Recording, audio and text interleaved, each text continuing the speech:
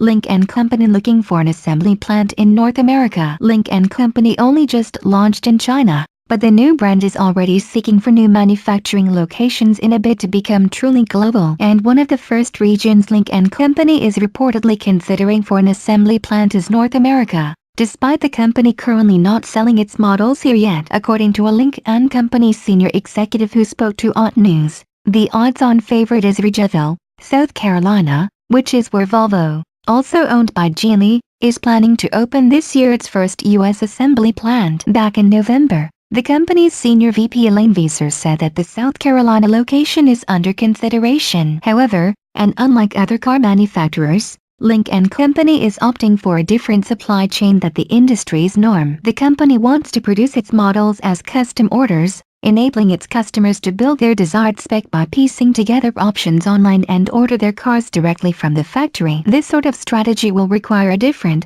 more flexible model under which to operate, and Lynk & Company will have to find new approaches to things like parts production, delivery schedules, factory-to-factory communications and local warehousing.